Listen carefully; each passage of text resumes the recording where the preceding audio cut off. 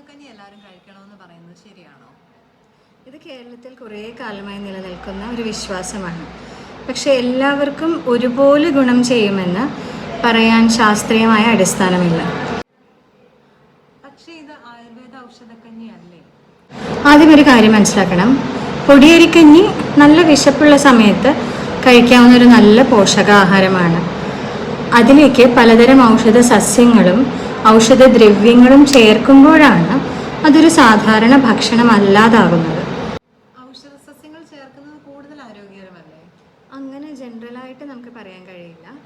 ഓരോ ഔഷധദ്രവ്യത്തിനും ശരീരത്തിൽ പ്രത്യേക പ്രവർത്തനങ്ങളുണ്ട്. അവയ്ക്ക് ദഹനം, മെറ്റബോളിസം, രക്തചംക്രമണം, ശരീരത്തിലെ ഡ്രെയിനേജ് സംവിധാനങ്ങൾ, ഹോർമോണുകൾ, രോഗപ്രതിരോധ സംവിധാനം എന്നിവയെ സ്വാധീനിക്കാൻ കഴിയും.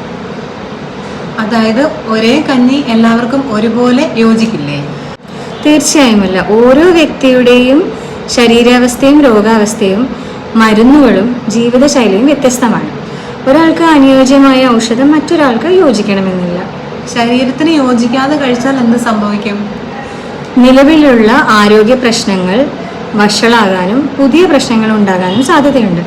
ചില ഔഷധങ്ങൾ ശരീരത്തിൻ്റെ പ്രവർത്തനങ്ങളെ മാറ്റുന്നതിനാൽ അവ ഭക്ഷണത്തിൻ്റെ ഭാഗമായാലും അവയെ എല്ലാവർക്കും സുരക്ഷിതമെന്ന് കരുതാൻ പാടില്ല. അപ്പോൾ കർക്കിടകക്കഞ്ഞി എല്ലാവർക്കും നിർബന്ധമല്ലല്ലോ?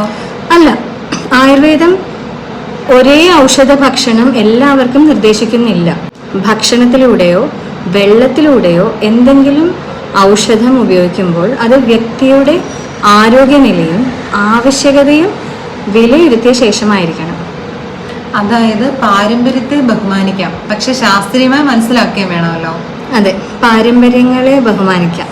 എന്നാൽ ഔഷധമാകുന്ന ഓരോ വസ്തുവിനെയും വ്യക്തിയുടെ ശരീരാവസ്ഥയ്ക്ക് അനുസരിച്ചാണ് ഉപയോഗിക്കേണ്ടത്. എല്ലാവർക്കും ഒരേ ഔഷധം എന്ന സമീപനം ആയുർവേദത്തിൻ്റെ ശാസ്ത്രീയ നിലപാടല്ല.